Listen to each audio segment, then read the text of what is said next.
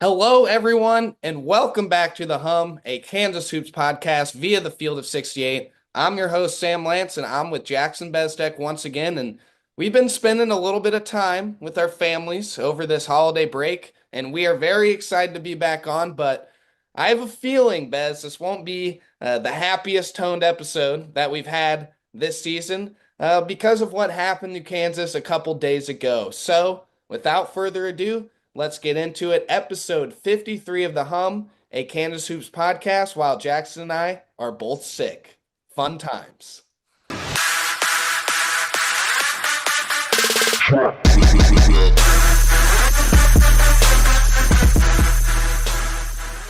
All right, Bez. Kansas loses to West Virginia at home, 62-61. It snaps a 33-game winning streak for Kansas in conference openers, and it also gives West Virginia their first ever win at Allen Fieldhouse. West Virginia, of course, leading up to this game, they had a bunch of travel issues. Didn't get into Lawrence until 2 a.m. Had Whataburger whenever they got in Lawrence, because, of course, as you know, it's 24-hour Whataburger here in Lawrence now. So, they get in, they're able to get something to eat. And then they get to the hotel. The next morning, the power goes off in their hotel. Oh, I didn't All even of know that. that. All of Oh, that. dang. But it Wow. was Kansas who looked like they had no sleep whatsoever in this game, especially in that first half. West Virginia had a 33-20 lead at halftime. And even whenever Kansas kind of stormed back there at the end, West Virginia just banded together and made several huge plays down the stretch, mostly led by Javon Small, their guard, who Kansas also recruited this past offseason. But yeah, I mean, Zeke Mayo, he was called for that over and back. That probably shouldn't have happened. And yeah, KJ Adams was probably fouled on the last play of the game. But West Virginia honestly kicked Kansas's butt. I don't even know how Kansas got to that point. But West Virginia came in the Allen Fieldhouse, kicked the Jayhawks behinds, and really, Kansas had no business winning that game. Kansas is now 9-3, and the Big 12 Gauntlet, Bez, does not let up anytime soon. You go to UCF on Sunday, which is not Kansas's favorite place to play, as you could have seen last year.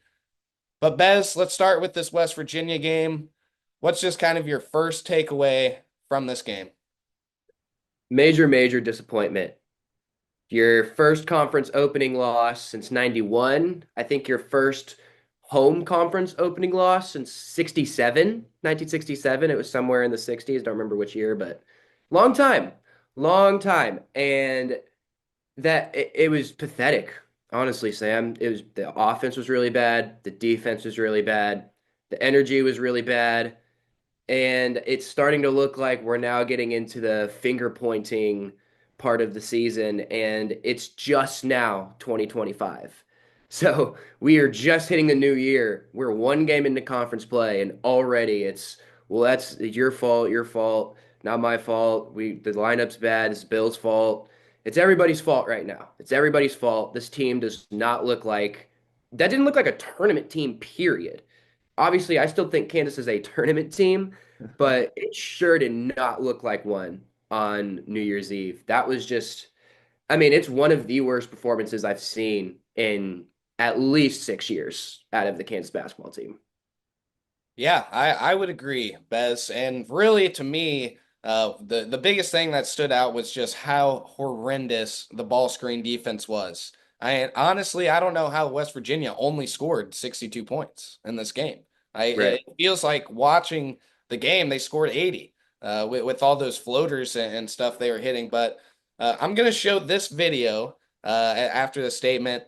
Somebody put it in the Kansas Discord that I'm in, and you can just watch. Just watch Hunter Dickinson get cooked time and time again. Watch this Kansas defense get cooked time and time again. I'll play that right now.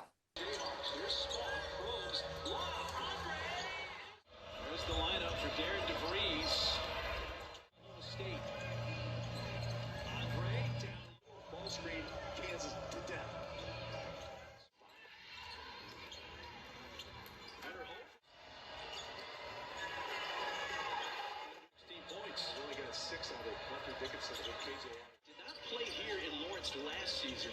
First time center, one of the freshmen. This is Tinner, the freshman handling the ball. Tinner and Powell, freshman. All right. I mean, I think, Bez, that video right there just says everything about this game. I mean, Hunt is not a great defender. We've known this for a long time, and teams are going to continue going at him. It's a big problem. It's a big problem. No, 100%. And it's been the definition of Hunter's career, honestly. Was great offensive player, great rebounder, huge force inside, but is just disastrous in the pick and roll. And you're now in your fifth year, and you have looked, I mean, that looked worse than he ever did. There were some that was I can't even, I mean, I'm sure they're in that video too, but oh my gosh. Just like three guys just have no idea where the roller's at.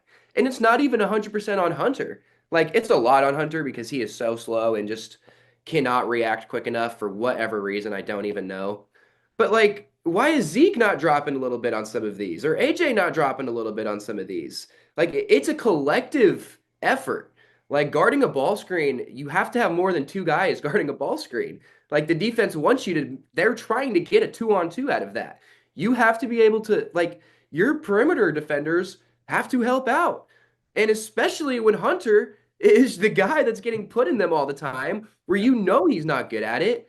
You can't just it's the definition of insanity. Watching the same thing happen over and over, expecting a different result. Hunter's not going to catch up to that. So you have to figure out a way to prevent that from happening. Get your other guys and help side even more. And they honestly did that against North Carolina. I'm not sure if you remember that, but that first half against North Carolina, the whole game against North Carolina, honestly, was, well, they just started hitting threes down the stretch, and that's why that game got close. But they couldn't do anything inside because Kansas had four guys down there trying to help out Hunter because we know he can't guard the pick and roll. But yeah, it is insane. It is insanity. We'll get to it in a second, but Flory kind of changed that completely.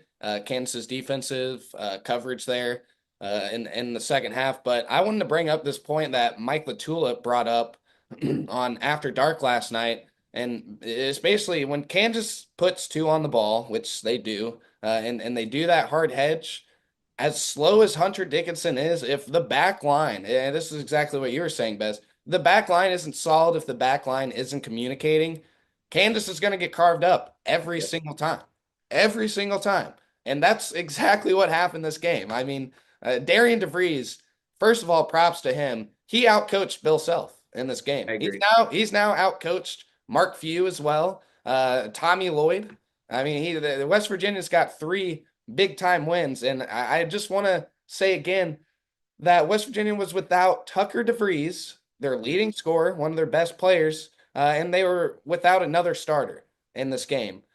So that wasn't the full potential of West Virginia that Kansas faced.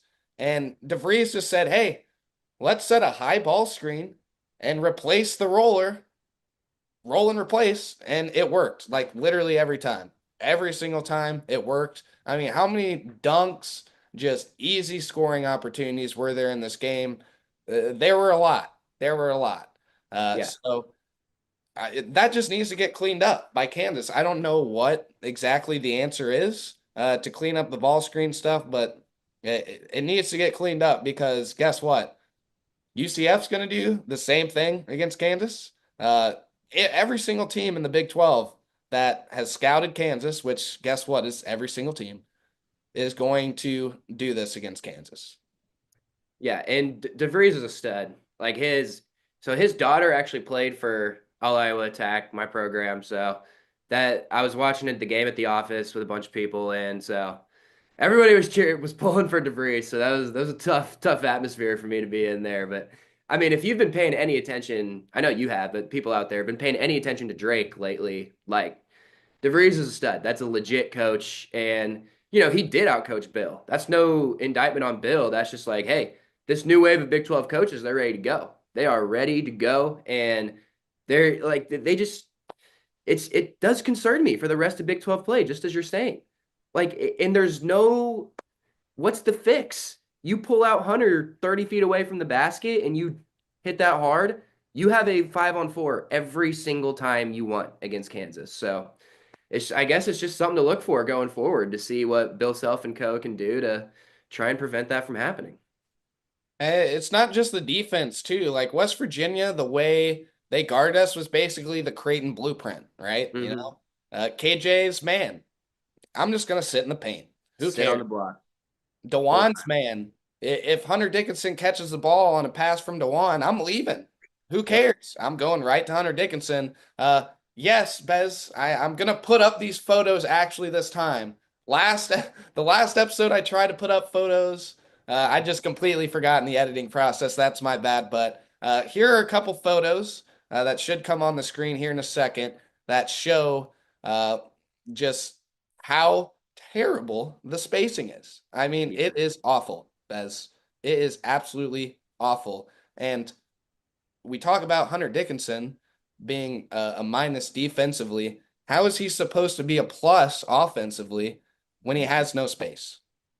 You're exactly right. You that's a lot of expectation to expect him to be able to score 1-on-3 almost every time he gets it down low. And the second half he had some one-on-one opportunities, but we know as games go on, your defensive intensity and like your plan that you executed in the first half, second half of basketball games, that's just gonna deteriorate and wear off a little bit. It's just natural, but it's an issue. And we know DeJuan's a good shooter and he's capable of knocking down threes, but his release, being as slow as it is, allows that defender, like you said, DeJuan passed into Hunter. DeJuan's man leaves, goes and gets Hunter.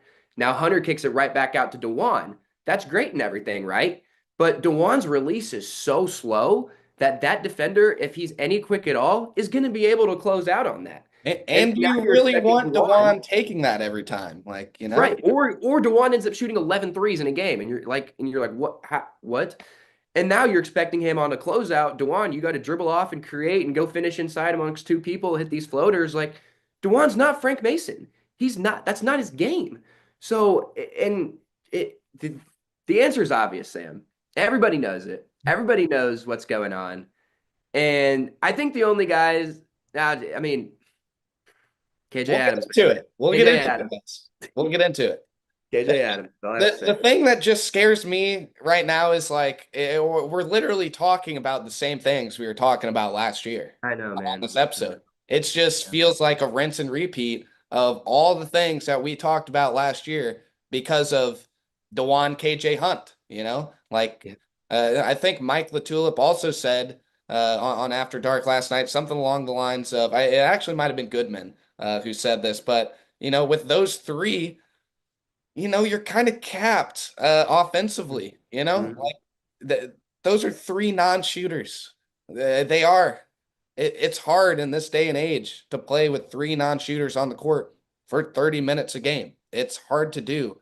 And, it really did look awful offensively for Kansas. Like that was probably one of the worst games offensively that I have seen in my time covering Kansas. And Self even said, it's as miserable as an offensive performance in Allen Fieldhouse in his time here. I mean, that's what's even more surprising. This happened inside Allen Fieldhouse. This didn't happen on the road, Bez. This happened inside Allen Fieldhouse. It's just how this group of three has been together for 1.5 years. How has it not been figured out yet? Feels like If 9 it years. hasn't been figured out, maybe it doesn't work. It's insanity, Sam. It is insane. You do the same thing over and over, and you expect something different to happen, and it's not going to happen. You can't. The game is getting more and more like the NBA each year, and the NBA is getting way more space, shot. So everyone else is catching up to this and figuring this out. Like back to the basket bigs, or they're not dead, but they're a dying breed, man. Hunter's really like the last dominant one. Even Kalkbrenner at Creighton, like he can stretch a little bit, and I'd say he's a way better athlete than Hunter. Derek Queen. Don't forget about Derek Queen.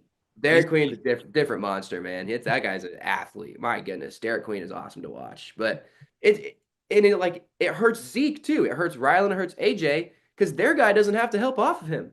Because if you're doing Dewan, KJ, and Hunter on the left side, they don't need to help, right? You know what's going to happen. KJ is going to do some stupid runner and throw it over his head, or Hunter's going to get a double team matchup, or Dewan's going to have to force up a three. They don't have to help out Zeke or AJ.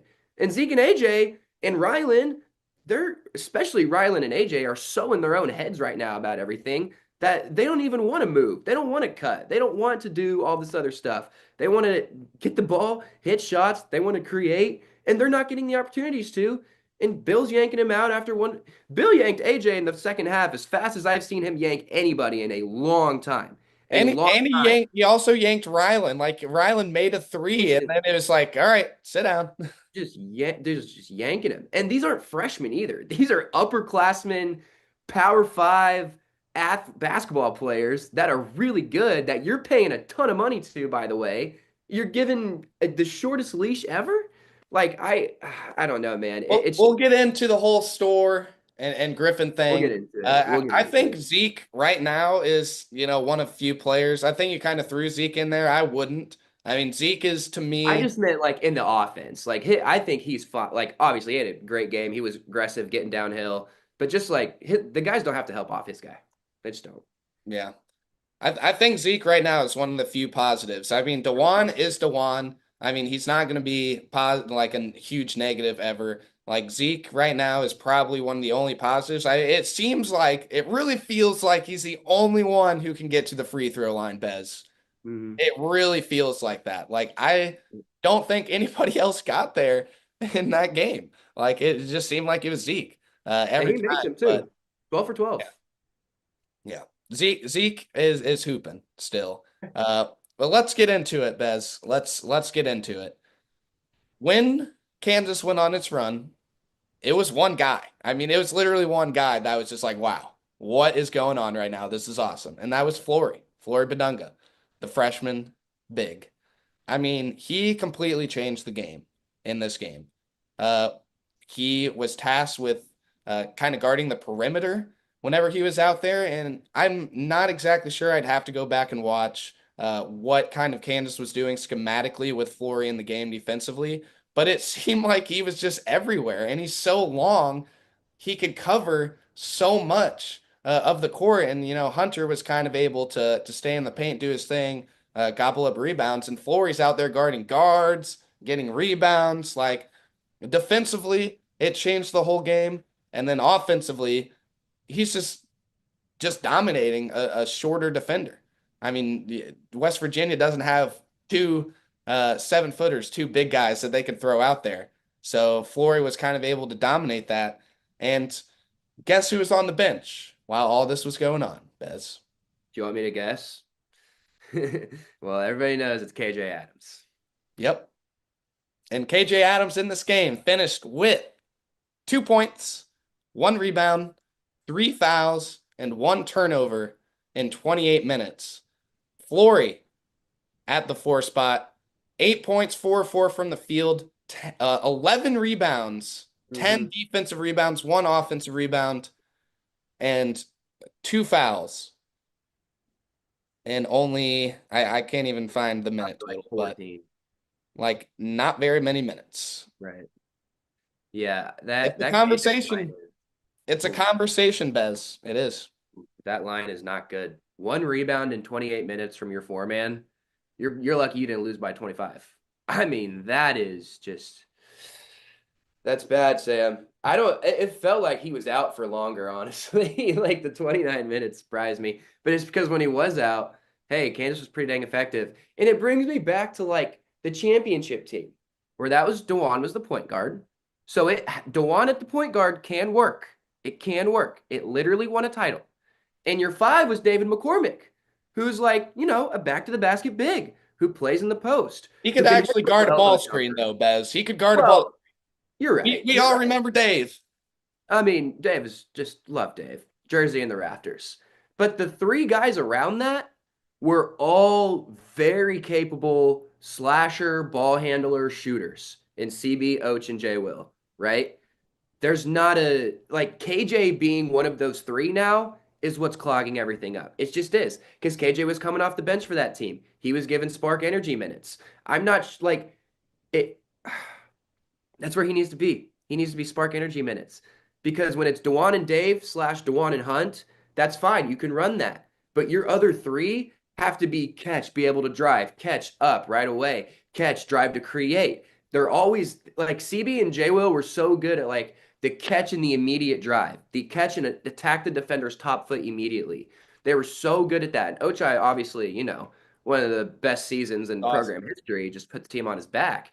And like, if KJ's in your 5, you can't have it. It's just never going to happen.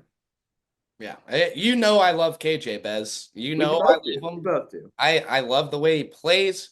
He's such a unique player. He's Awesome great. attitude. He is great defensively. Like he is. KJ Adams is a great defender.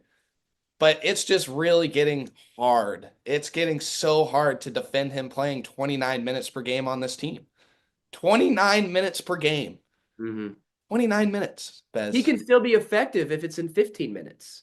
But if you're only going to rebound once in 30 minutes, why are you playing 30 minutes? The defense that like, he is a great defender, you're right. But it's not so good that it's going to make up for the 2-1 and 2 turnovers or whatever it was. Like, you better be freaking Hakeem Olajuwon on the defensive end if you're going to put up 2-1 and 2 turnovers. And it's obviously not the case. And if Kansas is going to kind of refuse to play 4-round-1, which it seems like it's going to be the case, like I really do think right now Flory is the better option at the 4. I mean, what does KJ give you that Flory doesn't? That's the thing. I don't know. Flory gives you more than KJ, and you're not losing anything by replacing the two. He's bigger. He's longer. He can do this pretty much the same things defensively. I know he had that big foul at the end there against, I think it was Small who drew the foul. Experienced guard making a good play on a freshman. That's what that was. Yeah. I mean, I really think Flory has the advantage rebounding. I think he has the advantage offensively with his skill set. What is it? I'm at a loss of words. I don't know. Really like, if KJ is a marginally better on-ball defender, probably, that's probably it. And he knows the offense better, that's probably it. Like, I don't, it doesn't make sense anymore. It doesn't make sense anymore, other than the fact that everybody knows what's happening is that Bill is super loyal to KJ. He loves KJ, and Flory's a freshman. That's just the essence of what's going on right now. That's the only. This is the quote, Bez, that I read post game that gave me an absolute heart attack. Oh, I bet I same one. Bill Self was basically asked, about playing 4-round-1, stuff like that. Here, I'll pull up the exact. Oh yeah. Basically, he was asked about Flory. Self kind of said he wants, how does he play more? How does it happen? And Self says, I don't know. Maybe we just play 3 bigs and just rotate those guys equally. But Flory's got to play more. The bottom line is the reason he's got to play more is because we're really not getting a lot out of a couple positions right now. I think the couple positions he's talking about is kind of like that 3-4, kind of the wing sort of thing. But 3 bigs, Bez.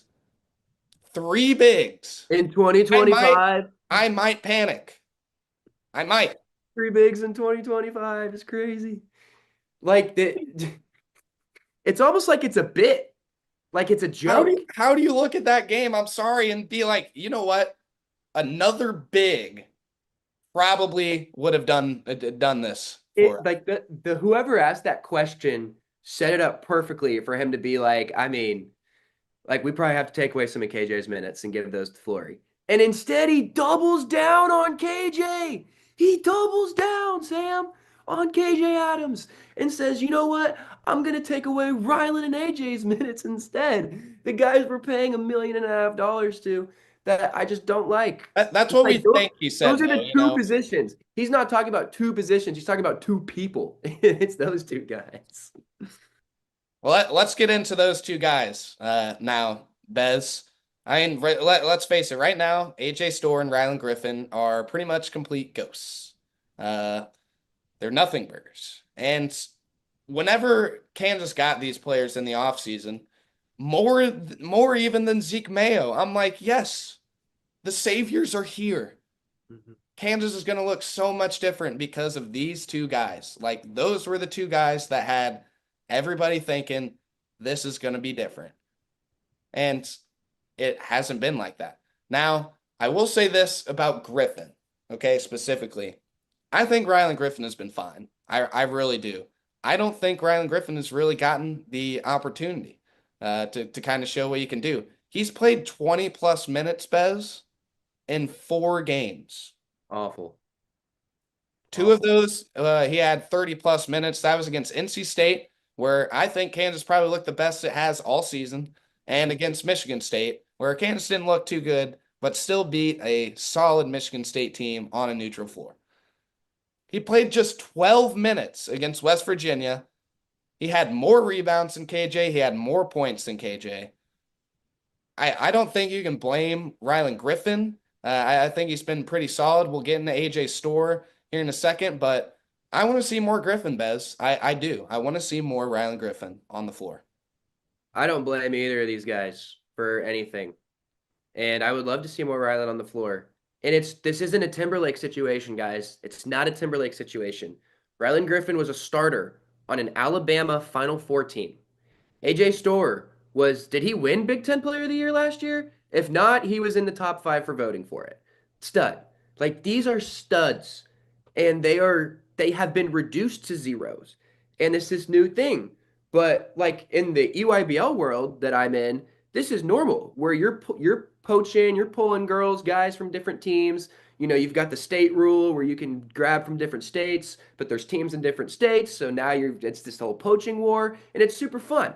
But you bring in these players, and you've promoted them as like, hey, we want you here, we need you here, you're going to be an awesome fit for our program. You don't play those players 5 minutes a game. You just don't. And what happens is now next year, when you're doing the same thing in the portal, you're going to get questions of, well, what happened to Rylan and AJ? Why they were zeros for you all year? What's different about me? Why am I suddenly going to be able to do a bunch in your offense after I just watched them get to do nothing pretty much? They have no freedom. They have no confidence in themselves. They have AJ's had some rough games. Like, let's not get it twisted. He's had some rough games. Against West Virginia, 0, 0, 0, minus 14, 15 minutes. That's not good. And defensively, he was lost. That's hard to do, Bez. That's like physically hard to do. It's hard to do. It's like just like KJ. Like, that's a lot of minutes to get 1 rebound when you're the 4. I don't know how both of those things happen in the same game. But I just think, and why I'm worried going forward, the confidence level of those 2 guys. And could we please just get a DeJuan, Zeke, Rylan, AJ Hunt lineup? Like, no. What's that website you use where you find all those lineups? Like Evan Maya. We're gonna get Evan Maya on the show soon, by the way. Evan's gonna come on the show, and we're just gonna talk about that lineup for 45 minutes and why it doesn't happen, and it's gonna frustrate us to no end. That's gonna be the pod for that day. Because why? I don't get it. Yeah, that lineup hasn't been seen on the floor very much. I think with AJ Storr specifically, Bez, you kind of could have seen this coming with, being on all sorts of, multiple teams, all that. Like, maybe there's kind of somewhat of like okay, maybe this could happen with AJ Storr. But I mean, Rylan Griffin, how does he play just minuscule minutes compared to KJ Adams? Like, that has to frustrate you. That has to. It just has to frustrate you. And I'm pulling for Rylan Griffin to get more minutes, to get more comfortable. 100%. I think Griffin can get there. I really don't know anymore if AJ Storr can get there. I just don't know. And Self even seemed like he was trying to kind of, prop him up a bit before this game. He said on pregame radio he had a lot of good practices. He's one of the best players leading up to this game. Didn't see that translate at all. But yeah, I don't even know what to say about AJ Storr anymore. I think he's I don't know what to say. I just don't think he has any confidence. I don't even think he remembers the player he was last year, the player that got him to Kansas. Like, I think he's so mentally in his own head. And like, we talk about these guys, we criticize these guys, we praise these guys get paid now. But at the end of the day, the age is still the same. They're still just college kids. They're 18 to 22 years old. Like we've seen some older college basketball, college football players lately, but as everything around it changes, the age never changes. They're still kids. And I just, that heavily factors in whether you want it to or not, whether you want to be like the ultimate competitor coach of like, you know, be super, super tough on your guys, which Bill's always been. And it's worked forever and it still works, I think.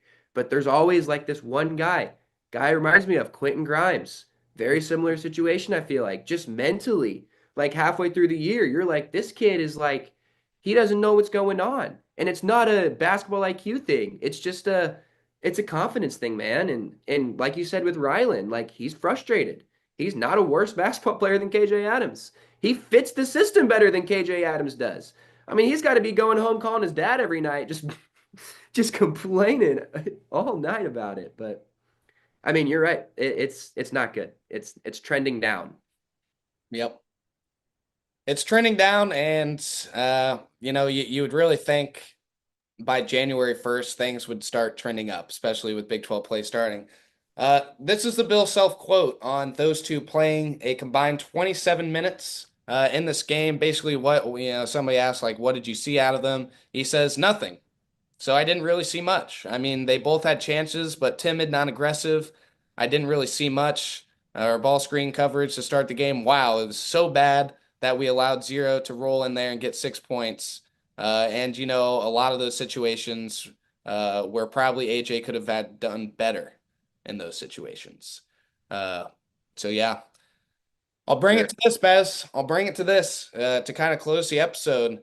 Jeff Goodman on After Dark last night said he has hit the panic button. I know the DTF podcast, Doster, Tio, and Fanta are also kind of recording, or they had a little Kansas segment in their podcast this morning before ours. So I'm curious what they said, but Jeff Goodman has hit the panic button. He's hit it. We had an episode a little bit ago about hitting the panic button. What do you think, Bez? Are we doing it too? So I think that this is the darkest time in the program since LeGerald Vick got kicked off the team in 2018. I think this is the lowest moment of the Kansas basketball program since that. And I don't go past that because I would, because it's pretty freaking dark right now. But I don't go past that because that's the year that ended the streak. And the feeling of that, like when LeGerald leaves and it's four freshmen in the starting lineup, and it was just, you could feel it ending. And it was a brutal, brutal season. That's the Quentin Grimes season, by the way, that I was just referring to. Freshman Dot, freshman Och, Dedrick Lawson time. It was a bad feeling season. But just the overall state, I think it just needs a reset. So yeah, I guess I've hit the panic button. I might even have hit more than the panic button. I've hit the I'm waiting for Darren Peterson button, but I don't think this team has any type of ceiling with Hunter, KJ, and Dewan playing 35 minutes a pop. I just don't think there's any ceiling. I think it's second round exit ceiling, just like last year. Everything's feeling just like last year, Sam. Something has to change. Something has to change. And I will keep hitting this panic button until something changes. That's where I stand. Darren Peterson did see this debacle, by the way, courtside. Obviously, it probably doesn't change much for him because it's going to be a completely new team, but he did see this happen. I don't know, Bez. Am I hitting the panic button? I really don't know because to me, there's just no time, like all the things that you wanted to figure out in the non-conference, like should have been figured out, and now there's no time for it. Like it's Big 12 play now. Man. Like you got 20 games with really no breaks against really good teams every night. Like Kansas might be cooked. I don't think there's a bad team in the conference. Like this is like there's a world where you're looking at 6-12 Big 12 play. Now there's a world where you're looking at 12-6 too, right? Because at the end of the day, Bill Self is still on the sidelines. And as much as we've kind of criticized his lineups today and his usage of certain guys, He still knows more than all of us. He always will. And he knows his team better than us. I just, it's hard to hit the panic button when he's there, is what I'm saying, because you have this history of always figuring it out to where, but if it's looking like the same as last year, man, it's just looking like the same as last year. And I will say, like, we're Kansas grads. Like, we're in the sphere of all the Kansas fans. Like, we hear everything. Like, Right. I see what everybody is complaining about. I see what everybody, and trust me, guys, the Kansas fans have hit the panic button big time. Good, yeah. I was just at a All wedding of with the BJ Kansas Sports, fans. actually. Like, We were complaining about it. Bad deal. it is panic time right now. And man, if Kansas loses at UCF, I don't even know what will happen. But Hitting the eject button if that happens, not even panic. yeah, Abort mission button. Where's that at? I thought we'll kind of do a couple things to close, Bez. I thought that you made a great point earlier about the wings, about Ochai, CB, and Jalen. And really, if you think about the good Kansas teams, they always have dudes on the wing, right? And this year you thought Kansas had dudes on the wing with Griffin and AJ. It's just not happening. Getting nothing out of the wings is a huge problem for Kansas. It is a huge problem. I mean, I get it. Ochai, CB, and Jalen are all playing in the NBA right now. Like Yeah, they were special at a high players. level. Yeah. But still, like you got to get something out of the wing position. Getting nothing is not a recipe for success. That's exactly what is happening right now. Yep. And everybody wants to blame KJ, and there's some truth in that. But like It's not all KJ. It's as you not. said, it's the wings. Like that's actually the main issue is that you're getting a zero from your wing spots. And all of that blame is getting deflected to KJ. But why I say rightfully so is because he's eating up those minutes to allow those guys to be free and to cook a little bit. They just, when they're in, they know it's for this much amount of time. So their margin for error is like this. So a jab step, two dribble pull up jumper that they miss is getting them on the bench. Whereas last season, it was getting them, it's just another shot that they took. And their mentality is so messed up right now where if I shoot, I miss. You cannot play like that. You cannot play like that. And I feel like that's where both of them are at right now. This is my closing thought, Bez. How in the world did Kansas beat Duke? Dude. How? Literally how? I mean, It's funny. It's KJ Adams. the ACC. Yeah, no, yeah. Oh, that is actually hilarious. But I mean, Duke is going to be a 1 seed in the NCAA tournament. The ACC is freaking horrible. It's terrible. Duke might lose 2 to 3 games in the ACC. They're going to be on the one line. And Kansas beat that team, and really, like, it wasn't really that sweaty. Like it was like Kansas won that game. Mhm. I couldn't have seen this coming What after that happens? game. I What couldn't have seen this happens? coming. A conference opening home loss at home, like to West Virginia, who's literally never won there ever. And they I were did like not see that over coming plus after a two games. thousand on BetMGM. I They know. they were like plus 1,100, I It was think. like 13 or 14 point spread. Like that was bad. Our score predictions would have sucked Oh yeah. if we did one for that game. I mean, we would have been so off. Well, all right, y'all. That is all we have talking about Kansas, West Virginia. Again, Kansas falling 62-61 at home. We'll be back at the under 4, giving a very, very brief UCF preview and prediction. Stay with us. There is no sport in America that is more difficult to follow than college basketball. It can be overwhelming. That's where the Field of 68 Daily comes into play. The Daily is your go-to source for injury updates, recruiting news, and transfer portal additions that actually matter. For just $50 a year, get access to the same information that your favorite team's coaching staff is subscribed for. Quality content can be hard to find in the college basketball space. The Daily is here to help you with that.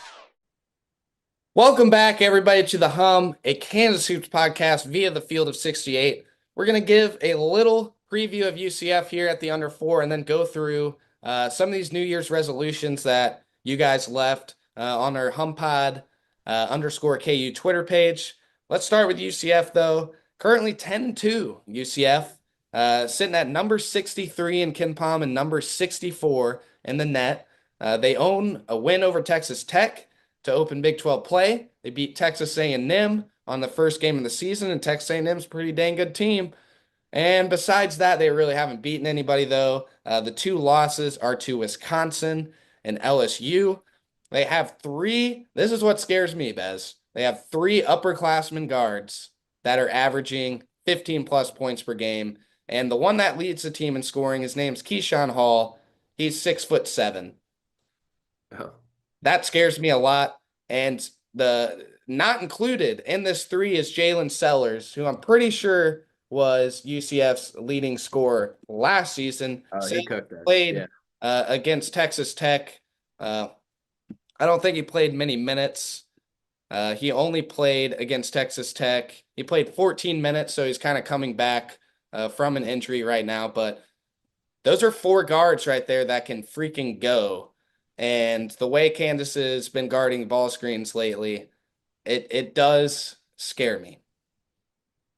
Yeah, man. I don't think there's a bad team in this conference. I think every road game is going to be a freaking battle. And I do not like this matchup. I do not like this matchup. I don't UCF, either.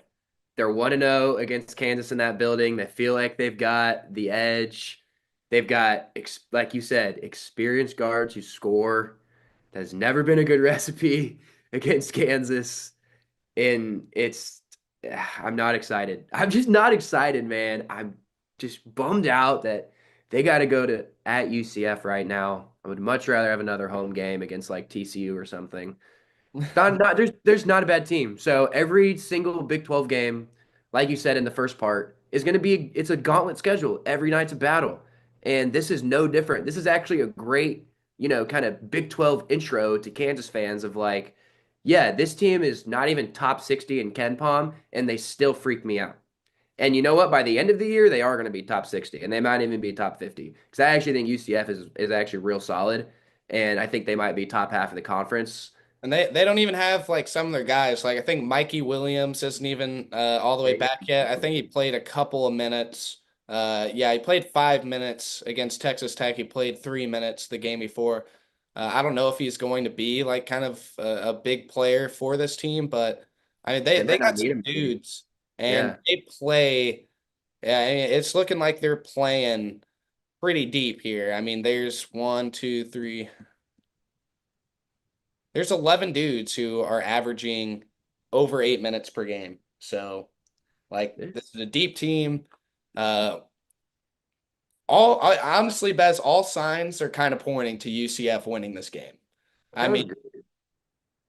the building is going to be on fire. I don't know if you remember watching that game last year, but Mhm. that building is pretty crazy. Like they Mhm. they came for that game. So who knows, Bez? Let's do a little prediction first. I'm for the first time this season actually going to pick against Kansas. And because I'm doing that, Kansas is probably going to win by 40. But I'm going to go 72-68. UCF gets the upset, and then we go into just full panic mode like last year. I mean, I'll still pick Kansas. Yeah, somebody has to. Score? I'll go like 64-62, kind of like a West Virginia type game, except we actually come out on top. I mean, I could actually see Kansas extending a lead here with I mean, I can see Bill getting real pissed off and hitting the chalkboard and getting after it. And you're the first 4 or 5 set possessions look incredible, and we run some great sets, get an early lead. I think that's the way you have to do it. You got to get an early lead, and then you just have to maintain it. You can't let UCF taste that lead because that team they're going to be ready to go and they want it. And that's another thing is like, how badly do our guys really, really want it?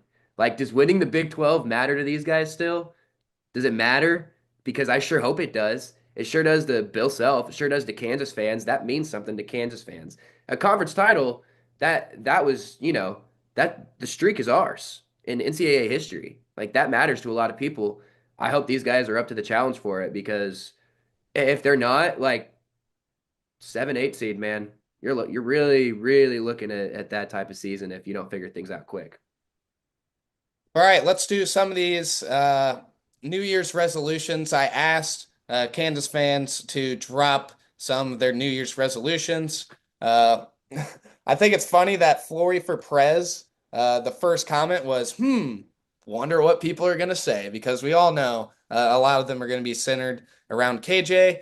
The DeWitt should sell. He says play KJ Adams no more than 5 minutes a game.